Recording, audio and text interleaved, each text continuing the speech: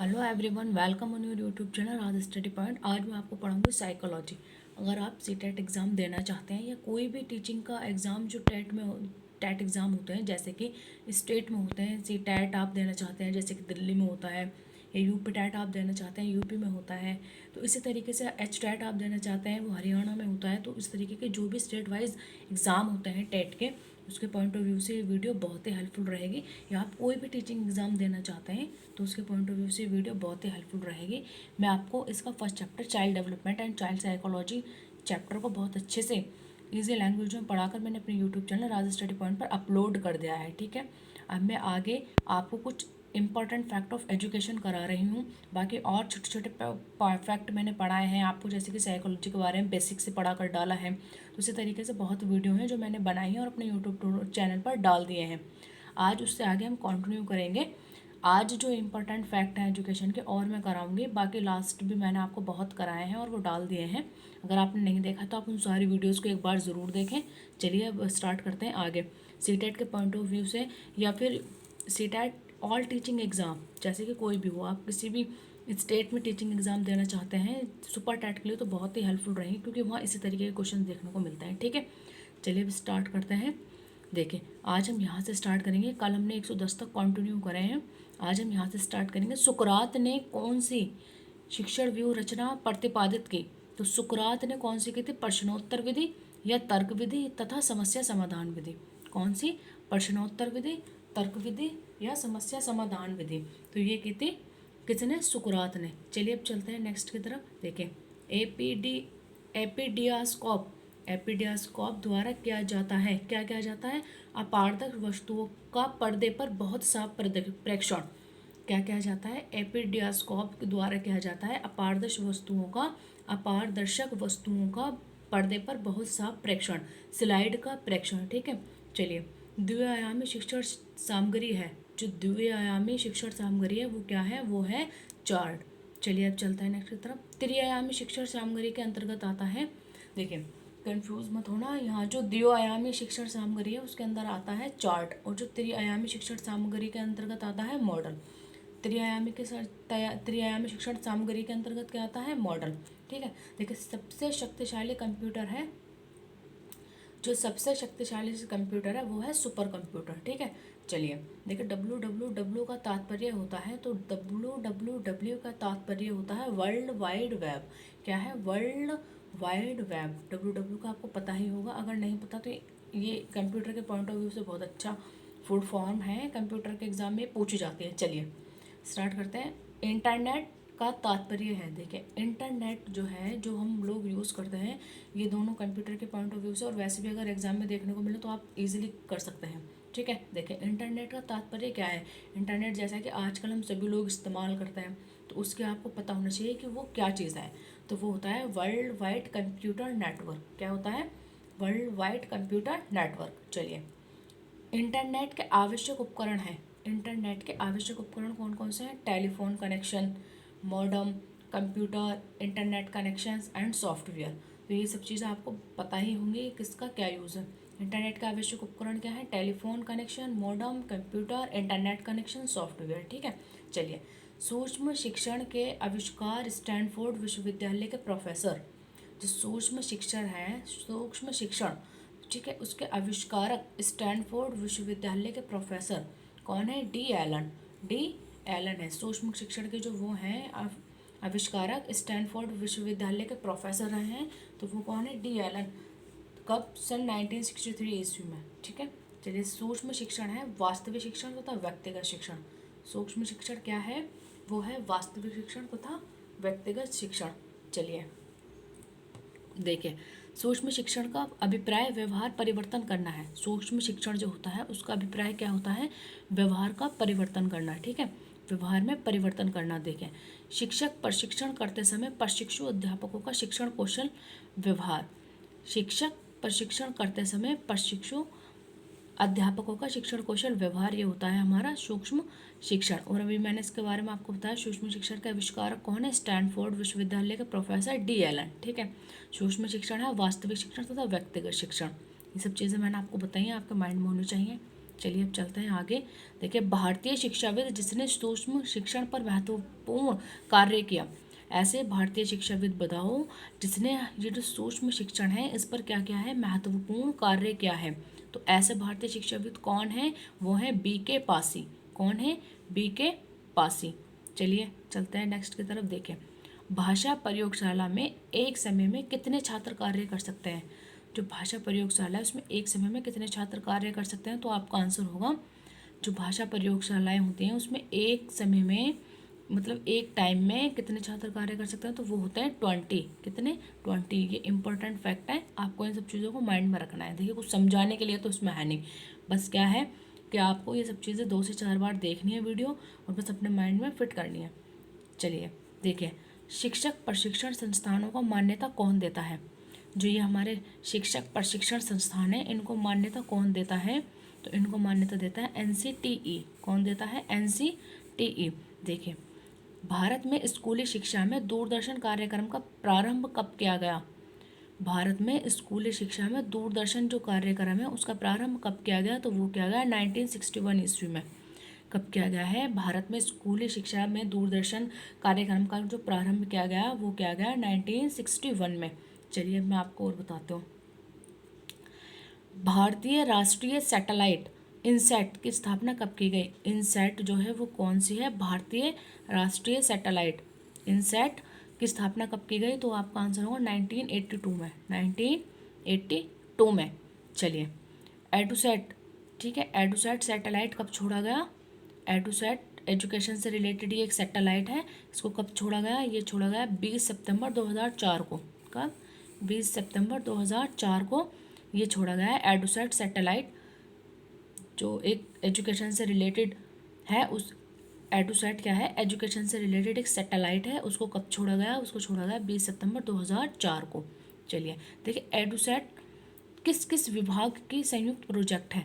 देखें, जो एडुसैट है वो मैंने अभी आपको बोला कि एजुकेशन से रिलेटेड एक सैटेलाइट है, तो देखिए ये किस किस विभाग का संयुक्त प्रोजेक्ट है, तो आपका आंसर होगा NCERT का, इग्नू का तथा इसरो का।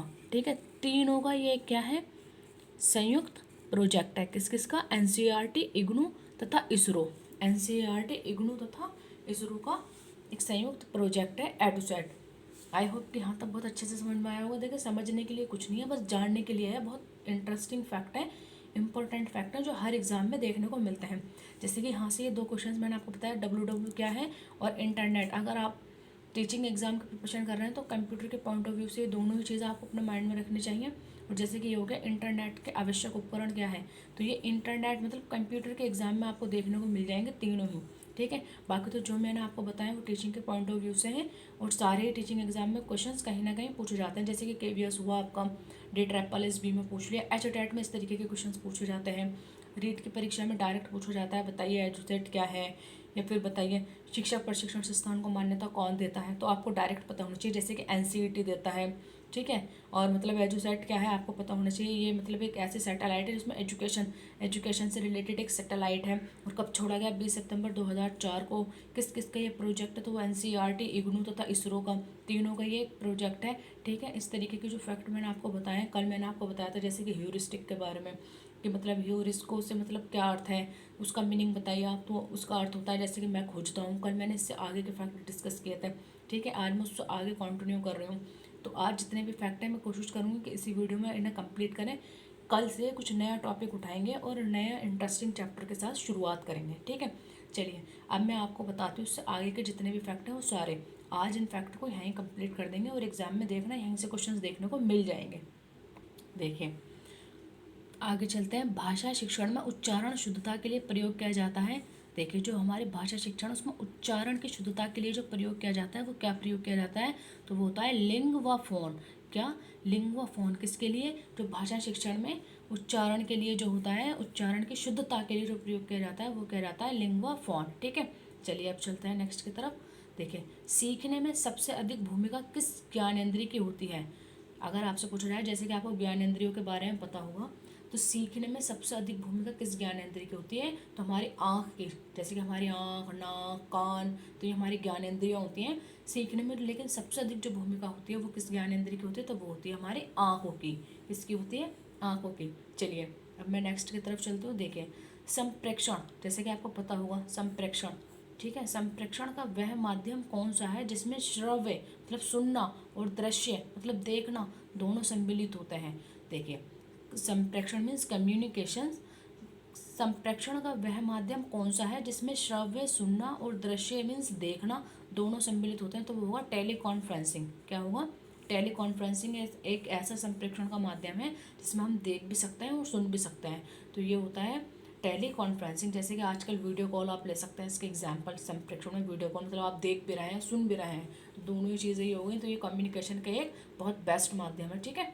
चलिए शैक्षिक उद्देश्यों को बीएस ब्लूम ने वर्गीकृत किया है। देखिए जो हमारे बीएस ब्लूम है उन्होंने शैक्षिक उद्देश्यों को किस किस में वर्गीकृत किया है, इनके बारे में बहुत डिटेल में बताऊंगी। अभी मैं आपको इतना ही बताती हूँ जितना इस फैक्ट में दिया हुआ है, बाकी मैं एक दिन इस पर स्पेशली एक वीडियो डालूंगी, उससे इनका सारा वर्गीकरण करके बताऊंगी कि कैसे इन्होंने स्टार्ट करी और कौन कौन से इन्होंने स्टेप बताएं, स्टेप बाय स्टेप मैं इसको क्लियर करूंगी बीएस ब्लूम के बारे में, ठीक है। देखिए शैक्षिक उद्देश्यों को बीएस ब्लूम ने वर्गीकृत किया, तो किसमें क्या है? ज्ञानात्मक, भावात्मक, क्रियात्मक पक्ष में। तीन पक्ष में क्या है? ज्ञानात्मक, भावात्मक और क्रियात्मक पक्ष में। अर्थात बीएस ब्लूम ने व्यवहार परिवर्तन के वर्ग बताए। व्यवहार में जो परिवर्तन होता है उसके वर्ग बताए, वो कौन कौन से बताए हैं? ज्ञानात्मक, भावात्मक एवं क्रियात्मक, ये तीन उन्होंने बताए हैं बीएस ब्लूम ने। भावात्मक, ज्ञानात्मक, क्रियात्मक। सबसे पहले ज्ञानात्मक, भावात्मक एवं क्रियात्मक, तो ये बीएस ब्लूम के द्वारा बताए गए उनके क्या है, उन्होंने शैक्षिक उद्देश्यों में इन पक्षों को बताया है, ठीक है, वर्गीकृत किया है। और कौन कौन से किए? ज्ञानात्मक, भावात्मक एवं क्रियात्मक। इन्हें 3 बार पढ़ो, ये आपके समझ में आ जाएगा, ठीक है। चलिए इनके बारे में डिटेल वीडियो बनाकर आपको समझाऊंगी। मापन एक अंग है, मापन मेजरमेंट एक अंग है किसका? मूल्यांकन का। क्या? मूल्यांकन मीन्स इवेल्युएशन, ठीक है। मापन एक अंग है किसका? मूल्यांकन का, ठीक है। देखिए एक वैलिड परीक्षा वह है, वैध मीन्स वैलिड, एक वैलिड परीक्षा वह है जो उन्हीं विशिष्टताओं तथा गुणों का मापन करती है जिनका मापन करने के लिए वह बनाई गई है। देखिए इसमें क्या बताया गया है कि जो एक वैलिड परीक्षा होती है, एग्जाम जो होता है वैलिड परीक्षा, वो क्या है? वो उन्हीं विशिष्टताओं तथा गुणों का मापन करती है जिन्हें मापन करने के लिए वह बनाई गई है। अगर आपसे पूछ रहा है वैध परीक्षा बताइए कौन सी है, कैसी परीक्षा होती है, तो वो ऐसी होती है, वह उन्हीं विशिष्टताओं तथा गुणों का मापन करते हैं जिनका मापन करने के लिए वह बनाई गई है। देखिए एक परीक्षा की विश्वसनीयता, रियलिटी से क्या अर्थ है? विश्वसनीयता मतलब रिलायबिलिटी, ठीक है। एक परीक्षा की विश्वसनीयता का से क्या अर्थ है? विभिन्न समय में प्राप्त अंकों की सामान्यता। विश्वसनीयता क्या कि मतलब कितने भी बार आप उस एग्जाम को चेक कर रहे हैं तो उसमें जो अंक हैं वो प्राप्त सामान्य आ रहे हैं, ठीक है। विभिन्न समय में प्राप्त अंकों की समानता, उसको कहते हैं विश्वसनीयता। विश्वसनीयता मीन्स कि विभिन्न समय में प्राप्त अंकों की समानता, ठीक है। देखिए एक परीक्षा की वस्तुनिष्ठता का अर्थ है कि वह कि प्रत्येक शिक्षक द्वारा आंकने पर समान अंक देना। देखिए वस्तुनिष्ठता, ऑब्जेक्टिविटी क्या है कि एक ऐसी परीक्षा जिसको कोई भी शिक्षक समान रहा है, मतलब चेक कर रहा है, तो वो क्या कर रहा है, कोई भी शिक्षक अगर उस एक परीक्षा को चेक कर रहा है तो वो प्रत्येक शिक्षक द्वारा आंकने पर क्या होगा? समान अंक देगा। कोई भी टीचर उसको चेक करे लेकिन हर शिक्षक के द्वारा उसको क्या मिल रहा है? समान अंक प्राप्त हो रहे हैं, ठीक है। चलिए देखिए कौन से परीक्षण अधिक विश्वसनीय एवं वैध होते हैं? कौन से जो परीक्षण हैं वो अधिक विश्वसनीय एवं वैध होते हैं, वैलिड होते हैं, तो वो होते हैं आपके वस्तुनिष्ठ परीक्षण, ऑब्जेक्टिव टाइप टेस्ट, ठीक है। अगर आपसे पूछा जाए कि कौन से परीक्षण अधिक विश्वसनीय एवं वैध होते हैं, तो वो होते हैं ऑब्जेक्टिव टाइप टेस्ट, ठीक है। ऑब्जेक्टिव टाइप जो टेस्ट होते हैं ये अधिक विश्वसनीय होते हैं और कैसे होते हैं? वैध होते हैं, ठीक है। चलिए देखिए केंद्रीय शिक्षा सलाहकार बोर्ड CABE की स्थापना सन 1921 में की गई थी, ये आपको पता होना चाहिए। केंद्रीय शिक्षा सलाहकार बोर्ड क्या है? CABE, इसकी स्थापना कब की गई? तो इसकी स्थापना की गई 1921 में। इस तरीके के क्वेश्चन आपको अपने माइंड में रखने हैं, जिसके भी ईयर मैंने बताएंगे तो ईयर आप अपने माइंड में रखिएगा, और एक इनकी फुल फॉर्म जरूर माइंड में रखेगा, जैसे कि केंद्रीय शिक्षा सलाहकार बोर्ड, आप इसको कह सकते हैं CABE, ठीक है। अगर पूछ रहा है इसकी स्थापना कब हुई, तो 1921 में की गई थी। इसकी प्रमुख भूमिका शिक्षा के क्षेत्र में सलाहकार की होती है। किसकी होती है? CABE की जो प्रमुख भूमिका शिक्षा के क्षेत्र में होती है वो कैसी होती है? एक सलाहकार की होती है, मतलब शिक्षा के क्षेत्र में सलाह देना, ठीक है। ये शिक्षा के क्षेत्र में निर्णय लेने वाली सबसे बड़ी संस्था होती है। क्या होती है? ये जो संस्था होती है ये शिक्षा के क्षेत्र में क्या करती है? सबसे ज़्यादा निर्णय लेती है, ठीक है। और ये क्या करती है, शिक्षा के क्षेत्र में एक सलाहकार की तरह काम करती है, ठीक है। मानव संसाधन विकास मंत्री इसका पदेन अध्यक्ष होता है। जो हमारा MHRD जो मिनिस्टर होता है, मानव संसाधन विकास मंत्री कौन होते हैं, इसके पदेन अध्यक्ष होता है, ठीक है।